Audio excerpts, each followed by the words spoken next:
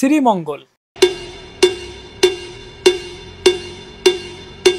চলুন একদিন হারিয়ে যাই এই ব্যস্তময় ঢাকা শহর ছেড়ে অনেকটা দূরে, প্রশান্তির খোঁজে, যেখানে পাহাড় ছুঁয়েছে আকাশকে আর মন ছুঁয়েছে হৃদয়কে, যেখানে প্রতিটা নিঃশ্বাসে নিঃশ্বাসে ভেসে আসে স্নিগ্ধতা, এখানে দিগন্ত জুড়ে সবুজ আর সবুজ, যেখানে বাতাসের মাঝে ভেসে আসে চায়ের ঘ্রাণ। প্রতিদিন হাজার হাজার শ্রমিকের হাতের ছোঁয়ায় এই সবুজকে শিল্পের রূপ দেয়।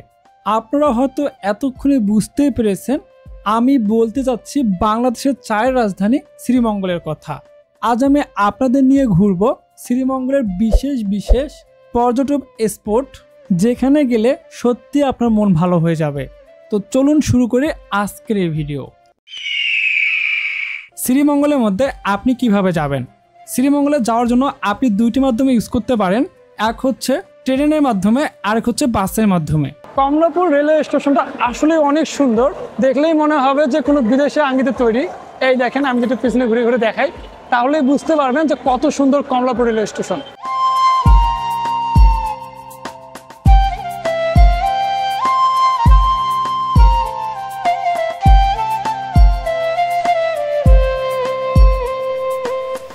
আর এখানে আপনার বিশুদ্ধ পানি থেকে শুরু করে বসার পর্যাপ্ত জায়গা আছে, আর বসতে পারবেন, এখান থেকে বিশ্রাম নিতে পারবেন। আবার একটু যে ওই সাইডে দেখাই, ওটা হচ্ছে ভিআইপি কক্ষ।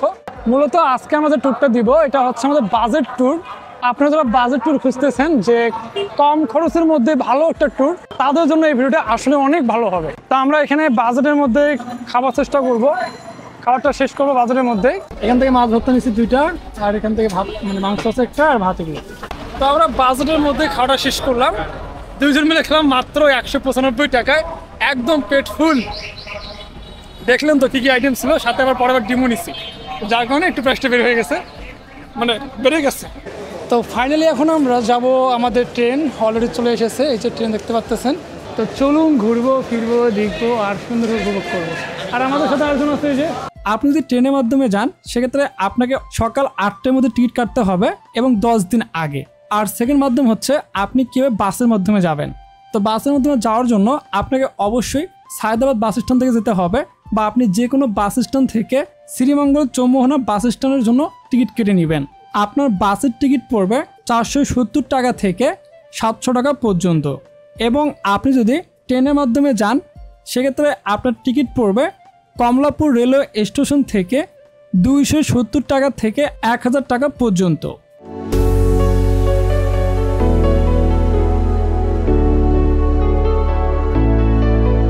তো ফাইনালি এখন আমরা যাব, আমাদের ট্রেন অলরেডি চলে এসেছে, এই যে ট্রেন দেখতে পাচ্ছেন। ট্রেনের মধ্যে আসার পর আপনারা চেষ্টা করবেন প্রথমের দিকে ট্রেনে ওঠার, কারণ এখানে একটু পরে ট্রেন ছাড়ার সময় হবে, তখন অনেক পরিমাণে জ্যাম হয়, যার কারণে আপনারা চেষ্টা করবেন প্রথমের দিকে ওঠার। তো আমি এখন ট্রেনের দিকে যাচ্ছি। ট্রেনে ওঠার পরেই প্রথমে আপনার সিটটা আপনি একটু দেখে নেবেন যে কোথায় আছে, অবশ্যই সিটটা খুঁজে নেবেন। তো ফাইনালি এখন আমরা ট্রেনের মধ্যে, সিট টিট সব কিছু কমপ্লিট। আমার সাথে আছে মিলন ভাই, আর একজন আছে সদস্য ভাই, নাম রাসসান আহমেদ। তো ইতিমধ্যে আমরা ট্রেনের মধ্যে উঠছি, আমার সাথে আছে মিলন ভাই, খালি ভিডিও করে এলো। তাহলে কেমন লাগতেছে?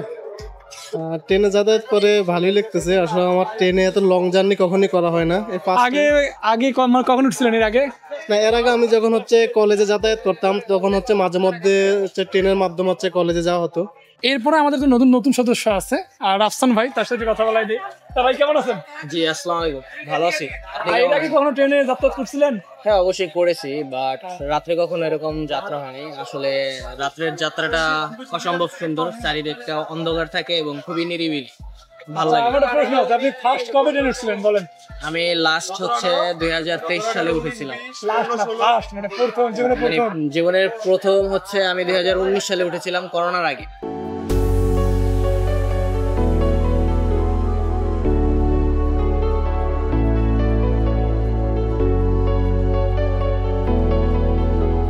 তা আপনাদের একটি আমি টিপস দিয়ে রাখি, সেটা হচ্ছে আপনারা যারা বাইরে থেকে যাবেন অবশ্যই খাবার নিয়ে আসার চেষ্টা করবেন। আপনি বাসা থেকে খাবার নিয়ে আসবেন, সেক্ষেত্রে আপনার খাবারের মানটা অনেক ভালো থাকবে। এখানে প্রতি রেল স্টেশনের মধ্যে তারা 5 থেকে 6 মিনিট করে ব্রেক দেয়, এর মাঝে আপনি চাইলে একটু নেমে ফ্রেশ হতে পারবেন। আর আপনার এখান থেকে অলরেডি ট্রেনের মধ্যে ওয়াশরুমের ব্যবস্থা রয়েছে, এখান থেকে আপনি ওয়াশরুম সেরে নিতে পারবেন।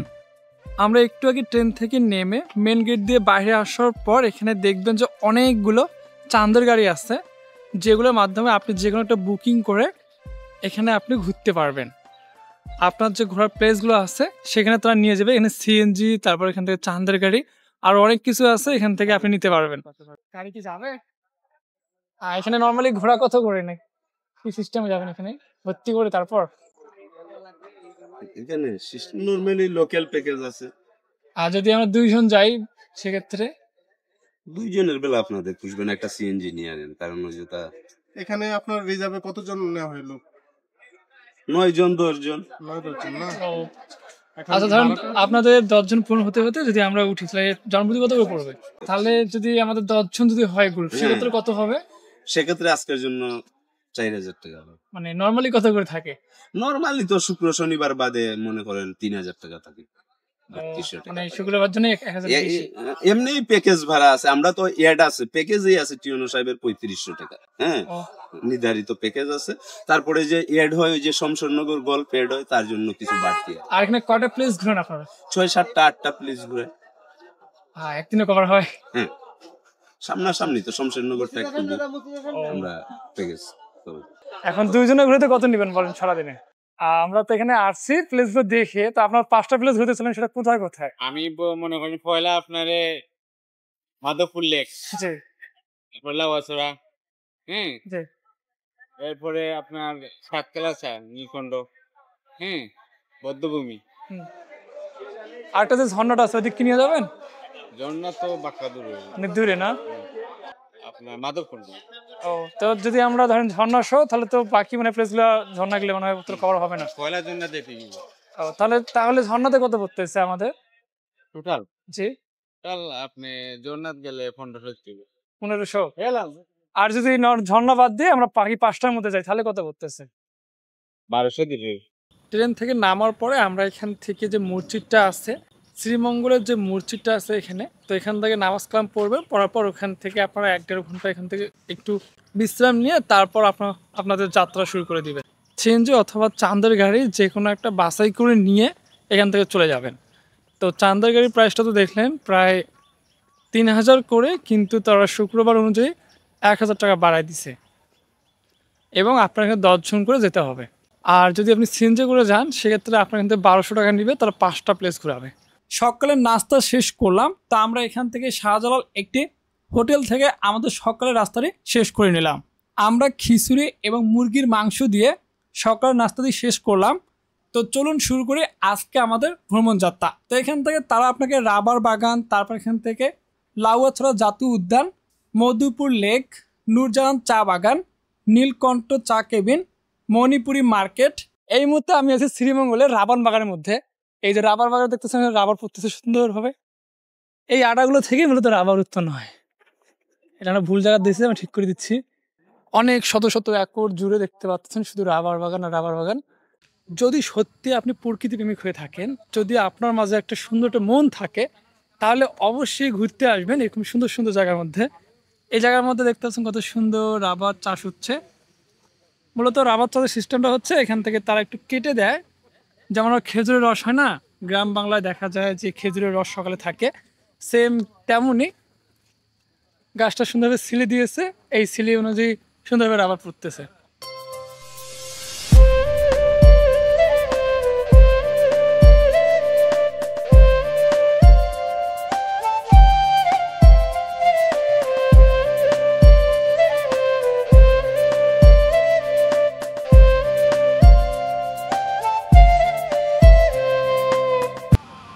কেমন দেখলেন? ভালো। রাবার বাগান কেমন লাগলো? ভালো ভাইজান, রাবার বাগান কেমন লাগলো? জি ভালো লাগছে, খুব ভালো লাগছে। হ্যাঁ, রাবার বাগান কেমন লাগলো? ভালো লাগতেছে। Good good. ইয়েস। আবার এখন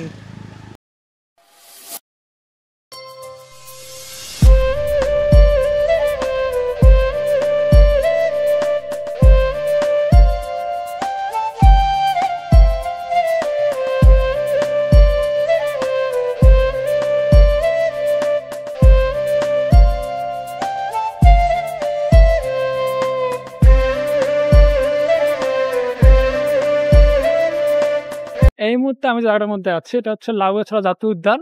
আর এখানে 7 কালার চা কেবিন সবকিছুই পাওয়া যায়।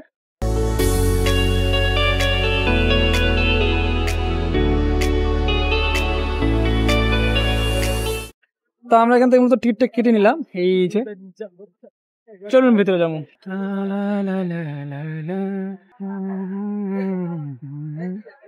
আবার কি সিঁড়ি দিবেন? ওকে।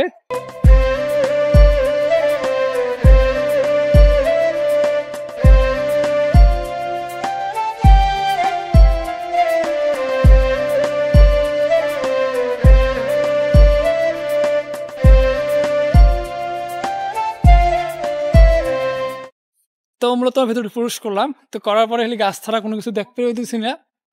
আশা করি যে কোনো কিছু হয়তো চোখের সামনে পড়বে। আর এই যে পিছনে অনেকেই আছে, আমি একটু সামনে, কারণ ভিডিও করার জন্য সামনে আইছি। আর এখানে অনেক প্রজাতির গাছ আছে, প্রায় ছবিটা এক পিস হইব কথা ছিল একজনের। এই যে বিরল প্রজাতি অনেক গাছ আছে এখানে, জঙ্গলের ভিতরে মূলত এটা। আর এখানে হয়তো আমরা টিয়া পাখি দেখতে পারবো, প্লাস আরো দেখি কি কি দেখা যায়। আর ভাবছিলাম এখানে ড্রোন ফ্লাই করবো, কিন্তু এই যে ওয়াইফের তার আছে, তার মানে এখানে সিসি ক্যামেরা আছে। তো আমরা একটু সামনের দিকে যাই, তারপর দেখি কি করা যায়। আর আপনারা যারা আসবেন অবশ্যই আমার ভিডিও সুন্দরভাবে দেখবেন, তাহলে বুঝতে পারবেন। আর আমি আমার ভিডিওর মাঝে অনেক অনেক সেক্টর করে অনেক কিছু দেখাইছি, তো সবাই কন্টিনিউ করবেন। আর এখানে একটা সুন্দর ব্রিজ আছে, এগুলো তো ব্রিজ বলে না, এগুলো বলে হচ্ছে কালভার্ট। তো এখানে অনেক পাথর দেখা যাচ্ছে, এই যে প্লাস পানি যাচ্ছে সুন্দরভাবে, জোস। একটা জিনিস ভালো লাগলো, এখানে নামাজ পড়ার জন্য উজুখানা প্লাস মসজিদ আছে এখানে। তা আপনি এখান থেকে নামাজ আদায় করতে পারবেন। মাশাআল্লাহ, এখানে আবার মহিলাদের জন্য নামাজের সুব্যবস্থা আছে। তো এখানে আসার পর এই যে আমার পিছনে দেখা যাচ্ছে একজন ন্যাশনাল ফটোগ্রাফার, যারা ছবির মানে পশু পাখির পিক উঠায়। তো তার সাথে দেখা হয়ে গেল, ভাই অনেক ভালো, অবশ্য ছবি তুলতেছে দেখলাম। আর এদিক দিয়ে রাস্তাটা পানি মনে গেছে এদিক দিয়ে, তো পুরো চলুন দেখি সামনে যাওয়া যাক।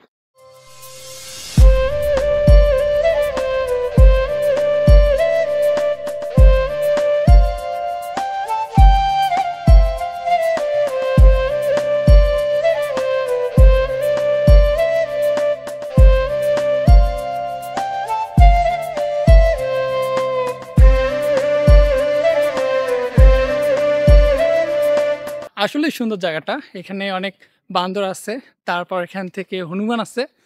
তো এখানে ভালো লাগে অবশ্য। তো মাঝে মাঝে কিন্তু এখান থেকেই এই হনুমান বান্দর এগুলো বের হয়ে ঢাকা শহরের দিকে যায়, পরে পড়ে যায় বিপদের মধ্যে।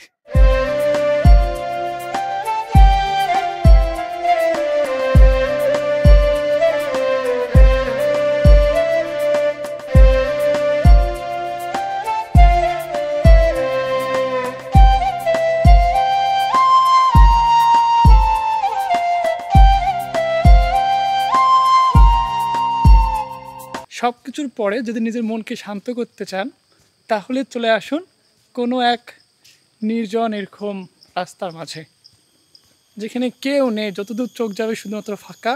আপনি একাই দেখবেন যে প্রকৃতি কত সুন্দর। প্রকৃতির মাঝে হারিয়ে যান, দেখবেন জীবন সুন্দর। সবাই স্বার্থ নিয়ে থাকলেও প্রকৃতির মাঝে কোনো স্বার্থ নেই, সে শুধু আপনাকে স্বার্থ ছাড়া ভালোবাসাই দিবে। যত দেখবেন মন জুড়িয়ে যাবে। ও পুরা সেই, মানে এক কথায় দারুণ, যেটা বলে বোঝানোর মতো আর ভাষা নেই।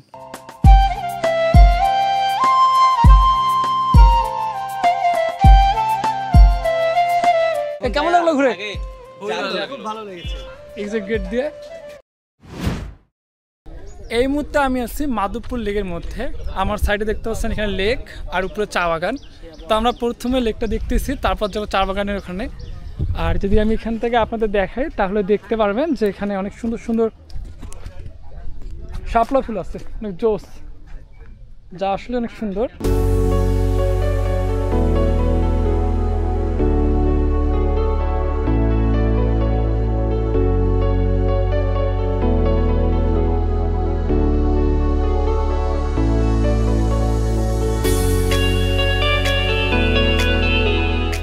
এখন আমি শ্রীমঙ্গলের যে কামালগঞ্জটা আছে তার চা বাগানে উঠবো। আর রাস্তা তো পুরো জোস, ধীরে ধীরে উঠতে ধরে মনে হচ্ছে যে আসলে মানে কোনোটা জায়গার মধ্যে আইসি মনে হচ্ছে, পুরো সেই লেভেলের রাস্তা। তবে উপরটা অনেক সুন্দর, এই যে চা বাগানটা পুরো জোস। ঠান্ডা পানি খাই এখান থেকে। পানি কত করে? 20 টাকাটার সাথে কি দেবা? কি কি দিবা? চিনি, লেবু আর লবণ। দাও, গরম লাগছে। আজকের ভিডিওতে আমি আপনাদের ভাগ ভাগ করে দেখাই দিয়েছি, মানে যে প্লেসের মধ্যে ঘুরছি সেই প্লেসগুলো সবগুলো আলাদা আলাদাভাবে আছে। তাই আপনারা একটা প্লেস দেখা শেষ হলে ভিডিও স্কিপ করবেন না। আশা করি আমি সবগুলো প্লেসের অল্প অল্প করে আপনাদের মাঝে যে শ্রীমঙ্গলের পর্যটন জায়গাগুলো আছে সবগুলো আপনাদের মাঝে তুলে ধরবো একদম নতুনভাবে, যা আপনি আগে কখনোই দেখেননি। তাই আপনারা নাটনে সম্পূর্ণটা মনোযোগ করে কন্টিনিউ করুন।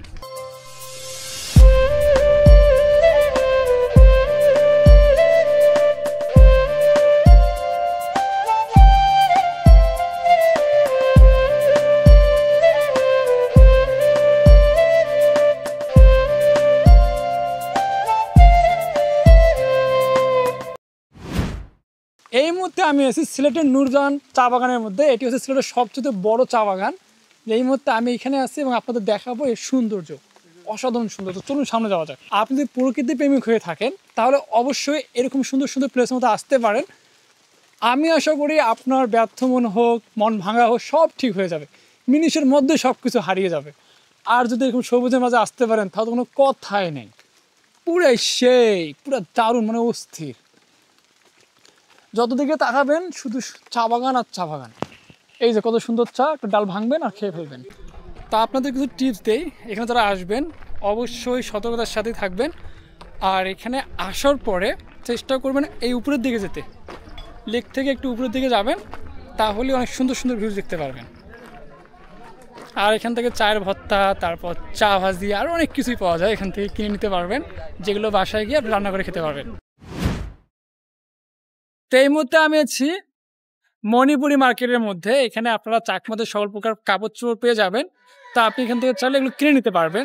তো আমরা একটু ঘুরে ঘুরে দেখবো এখানে কী কী আছে এবং আপনাদেরকেও দেখাবো। চলুন দেখা যাক।